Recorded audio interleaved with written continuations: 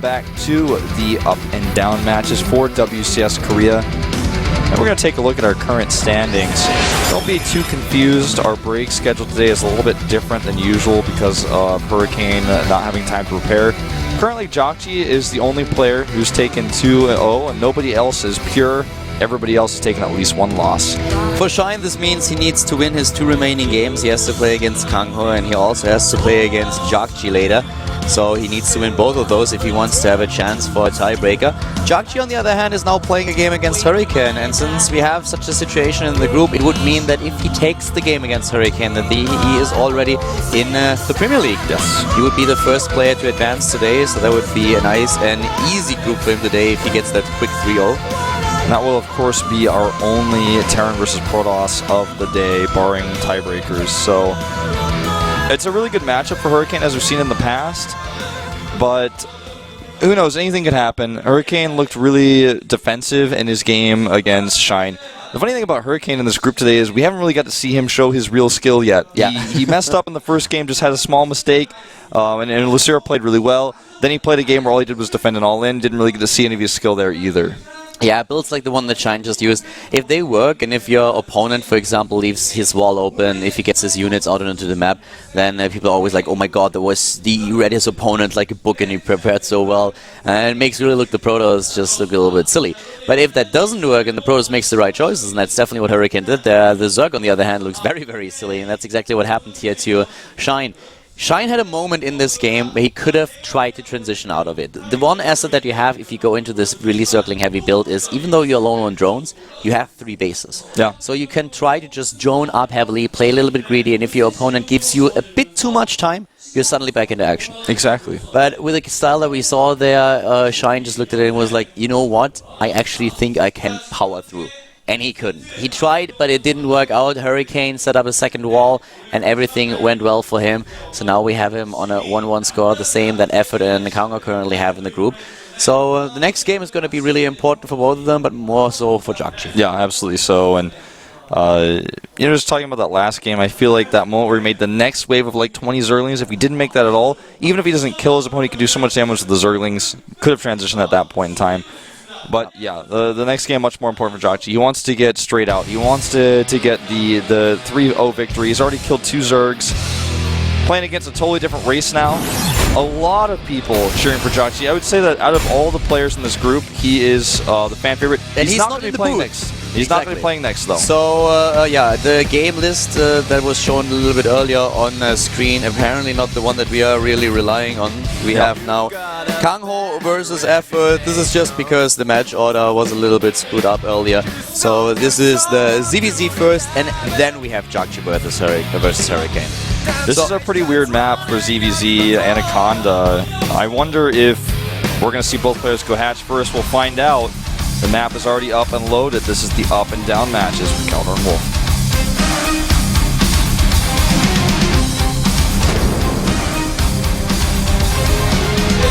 We have our first Zerg player starting to the bottom right of the map in our Zerg versus Zerg here. And this is, of course, for CJ Entus. CJ Entus Effort.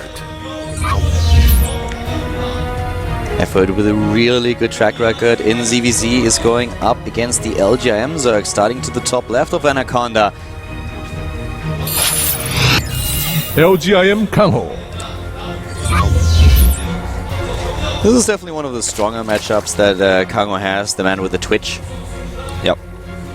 It's just always so funny to see KangHo like with these Twitches. It was actually one of the few players that usually when I record these first-person videos, I stand far enough from the players that I have no problem just making sure that they don't even realize that I'm there. But when you stand behind KangHo and you're trying to get one of those camera shots where you actually angle the camera to the top of his head so that you get the keyboard, and KangHo is always twitching weird with his head. And at some point I got really worried. I was like, you know, he starts switching with his head and he starts switching with his shoulder a little bit too, and I'm like, if he suddenly twitches a little bit to the side or to the back, he's probably just gonna bump into me. And I got really scared there. So I'm like, dude, please, like, decide what you want to do here. So, yeah, he is definitely a very unique character, but a pretty cool guy at that. He was actually KangHo is pretty awesome. If you are one of those qualifiers, it's a very close atmosphere since there are all the journalists and the players know that everyone will be very much in their face. So that's they're used to that, used to. You can talk to them. It's pretty cool. And KangHo is one of those who has no problem with people standing right next to him, actually just observing his game. There's always a huge chunk of people just having a quick look at his spider fingers there and how he plays. I mean, he's been to MLGs. He knows what it's like to have a ton of fans standing around you watching. He knows what it's like to have journalism people around him. Certainly not a problem for him. Now in this game, we have a hatchery first for... the numbers mixed up because the colors are correct. Yeah, the hatchery first is actually for KangHo, whereas the faster pool goes down for Effort. So Effort plays the safer build, but this gives KangHo a slight advantage, and he also goes for a really quick gas. So he's going to have a very, very powerful lead going into this game because he has all the tech, and the Overlords are the only scouting measures here. So right now, Effort has no idea what build that KangHo has chosen, so he doesn't even know that he needs to be doing something to catch up. He's going to find out soon. He's not massively behind, but it's one of those pretty big leads you can get if you get away with the greediest opening possible. Yeah. Effort in general in this matchup is definitely the player who's a little bit more accomplished than KangHo, at least when we're talking about Heart of the Swarm, with nearly 20 games played and an 80% win ratio. That's actually very, very impressive. KangHo, on the other hand, has 11 maps played and 64% win ratio. Still pretty good, but not as good as Efforts. But it's a CVZ, and as we said before in the games that we already had today, Zerg versus Zerg can be really volatile at times. But we have now a slight lead in Harvesters for just a few seconds for KangHo. Effort is going to catch up with this pretty soon. Speed timings are very, very similar here, but the mid-game is what it's all about now. Yeah. 2 more queens, of course, on the way. And the mid-game is, in this matchup, oftentimes it's hard to come through. And the 2 Zerglings here do get in. Well, one of them gets in, that is to say. You know, given the last game that Effort played and also KangHo's style in the past, I'm actually surprised that we didn't see at least one earlier pool here. We have Effort still going into the Baneling Nest, which is something that a few Zergs these days are trying to skip, but if you go straight into Roaches, you also delay your speed upgrade for the Zerglings in most cases. So I feel that's something that we're not going to see here. So Effort with the Baneling Nest a little bit faster.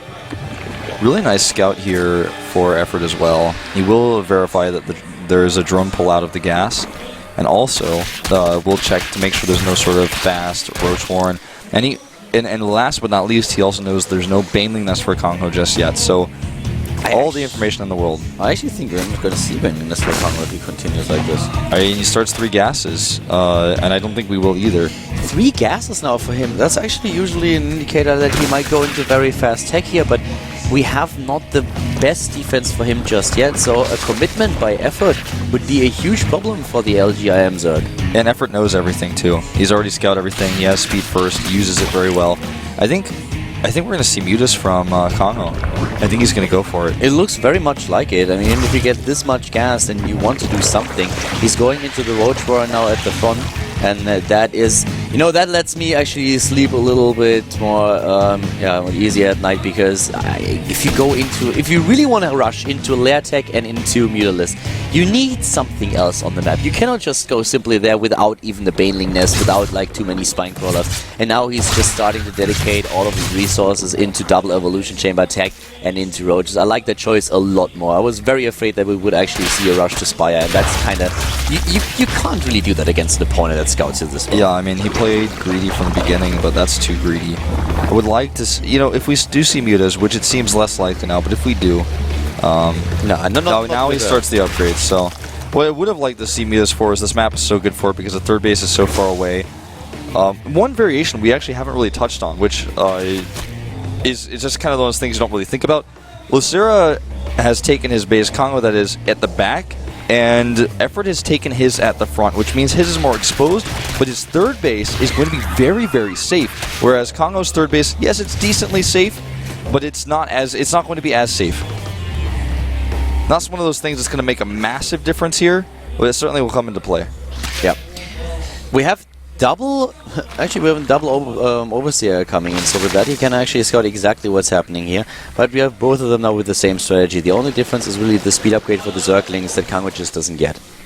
And he is also getting the third now, so they are kind of playing the same builds. Very slight and subtle differences, but in the end they are going to meet on somehow the same level. This Overseer is out of luck, I'd say, though. Oh! Or does he have the most luck? Nope. That was close. But yeah, so at this point, a massive amount of roaches for KangHo. It looks like he's gonna try to hit with 1-1. Yeah. He's really committing. Well, he doesn't really have to, you know, but still, we have both of them with the option to do it, but I feel we're gonna see a more drawn-out game between the two of them. It's actually having another look at it. Yeah, it's just one of those maps where trying to do the timing push, it seems less likely to work on this map where you have a third base that's so easy to take. The only base that's exposed is the natural, and that's only as exposed as the natural is. You know, there's a ramp there, he's got a wall there, it's going to be very hard to attack into that, the reinforcements are going to be ready. Neither player has connected their bases by creep in the back, so that's something that might come to play. This is actually one of those funny things that kind of adds up. Every time the rallied units come out for Effort, it's going to take him a little bit longer since he has no creep there. Effort is actually the one who goes into a much higher roach count now and does not start his additional production of drones, whereas KangHo just built another 9, so he's a bit ahead in that. Those two links could be a big problem if they're Bane links, and that's exactly what's happening. Not only the 2 to the left side, it's also another 3 at the right. And apparently, KangHo has no clue, and he doesn't even bother. Okay, a few more over here as well.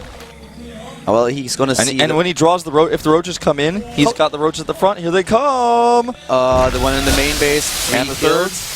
That was easy. That was not worth it for Effort. Yeah.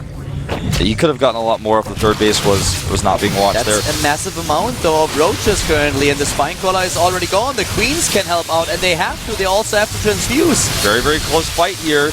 With all the reinforcements coming out, though, for KangHo, I think he's going to hold this. He should be able to hold, and he has the Infestation Pit nearly done. That will help him with the additional attack. He's getting more and more roaches out into the map. He has the better Harvester count. Keep that in mind. Yep, he will hold this. It was a fairly even trade, but KangHo definitely get a better end of this, and Effort has Carapace on the way. That's one thing that KangHo is missing, but it's kind of overshadowed by the fact that he has that faster infestation pit you described. He's also getting Burrow here. And he has a lot more supply at this point already. He is 30 supply up. The tech choice for Effort is actually going to be the Hydralist. And I like Hydralist, and in most cases a little bit more than going for the infestation pit in such a scenario, because the infestors alone, you might not be able to put them to use. That really helps you. If you can force a battle because there's a good fungal, then they're definitely worth it. But in a head-to-head fight, the infestors and all the resources you pump into them usually result in you having the lower roach numbers. In this scenario, KangHo is already ahead in the numbers, so infestors is a good choice for him. But for KangHo, yes. But for Effort, it's a good choice to go into the Hydras instead. Yeah, I like that. Going into the Hydras at this point. You know, if he can maybe pick off some of the roaches with the back with the Hydras, the Infestors not going to be as big of a problem for him. He also has still a decent roach count. His economy is where he's lacking. And I think he's going to try to make this going to be a game where nobody takes a fourth. He's going to try to hit fast and hard. He does have the better upgrades. He's going to have Hydra range here. Doesn't have any Hydras out just yet, though. I was playing really defensive here. He's getting really. additional 3 Spine Crawlers. He's the one who actually could move out. But, well, now we have the added tech here for Effort too. KangHo really needs to utilize his numbers. He needs to start to be a bit more aggressive with this, and the Infestors give him an opportunity to force a fight if he can land the fungal. So that's what he has to kind of try to achieve here. Nice! Oh my god, the arches! The arches kill roaches! The Korean commentators are speechless. What? The arches trapped the roaches and killed them. I've never even seen that. That, to be honest, that looked a little bit buggy to me, but... Yeah, that looked very buggy. It looked like they were already down and they just walked in and all of them just died. Yeah, the roaches that just got killed by that fungal, on the other hand, no bugs about that. He breaks in the back. That's a 70 supply lead suddenly, Wolf. Yeah, exactly, and it looks like Effort is kind of out of luck here. He tries to go for this run by, but he's got no other presence on the map. He is taking a 4th base and trying to switch into Infestors on his own, but he's down 100 supply, and I think that KangHo is very much in the know, and 16 Hydras are awesome if they have support, but by themselves, fighting roaches straight up, definitely going to get crushed. I mean, those rocks were already down, right? That's not supposed to work that way. It looked like a lava wall that you touch and then just the units evaporate. Dustin Broder took rocks to a completely new level with those guys. He's gone too far. I mean, Dustin, you've gone too far. the next step would actually be moving rocks that walk across the map and try to take your army down. He's going to make some golems. He's going to have some golems that walk across the map. Now, Yeah. At this point, Effort knows that he's basically have to sit back and wait and hope that he gets a better defense. He has a lot of Hydras on the high ground. That's exactly how he needs to use them right now. There's no vision for KangHo, so these Hydras are getting some free damage. I just don't think he has enough. Now he's got the vision, and Terrans drop up, and it looks like Effort is out of luck. Yeah, definitely. This is the game that he can't win anymore. Oh my god, this much firepower, this many units, everything dead and dying. Down 100 supply, the reinforcements for KangHo already on the way. And this is Lucira just taking his third game that he plays today. 2-1 in the group now. Well played. I can tell you one thing, this map will be reviewed after this game. That's one of those weird things that it only killed maybe 8 roaches, but still, that was a little bit weird, the way that played out. Yeah, it just looked like, I mean, usually what is supposed to happen is that once that you're trapped in the area that is later on going to be occupied by the falling rocks, your units die. But it kind of looked every unit that touched the rocks was just melting away. Yeah, instantly. You know what's funny is sometimes the thing is maybe he was trying to spam right-click through faster, but I doubt it. But the roaches might have bugged out there right underneath the rocks while they were collapsing. Regardless, that was weird. That was definitely weird. At that point, to be quite frank, he was already extremely behind. Yeah, he was already behind, but that played, of course, a role. Yeah, then the fungal that went on while Effort was in disbelief that killed all of his other roaches on the left side, while the roaches at the third base didn't do a whole lot. I mean, the only thing, I can see 2 explanations. Either Dustin really stepped it up, or it's just the Atosis curse that manifested itself now in a form. Well, you know, on the map. The archway, is that what that is? Something like it, I don't know. I mean, we're grasping straws here, guys. This is definitely weird, and that looked very, very buggy. So I don't think that this is going to be... Well, here's the thing. The maps are announced already. The season has been announced that all the regions are going to have the same maps for next year. Every single WCS will have the exact same maps in the pool. This map is not one of them. So today, if I'm not mistaken, then will be the last time this map is ever played in a competitive match. The next game, by the way, that we should see, I'm not quite sure if there was on screen already, is should be JOGG versus Hurricane. If we are going back to our normal map order right now. I think we are.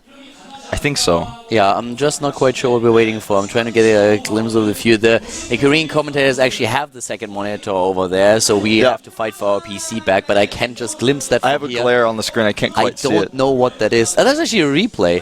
Oh, yeah, I think we're going to actually load up the replay and look at those rocks. They are loading up the replay. Yeah, okay, we're looking at that again. We're going to tell you what... Oh, okay, there it goes. Yeah, it just walked in. Yeah. Like the rocks are already down, and then the units just walk into the rocks, and yeah, the rocks collapsed already before that. Oh no, it's the shadow. Okay. See how he kind of lingers there, but then those roaches kind of. I think those roaches bugged off of the group. You guys. Oh, okay. Here we go. It's on our screen now as well. So let's watch this one more time. So he comes in. The rocks are low. Or is this already? Is this afterwards? No, it's not the aftermath. No. Okay, so we're about to watch this again. So, he comes in here. Oh, did you see the... Okay, this is the radius here. Okay, at the moment the rocks are dead... Yeah, that is definitely a bug. Yeah, No, it's not a bug. It's not a bug. It's a feature.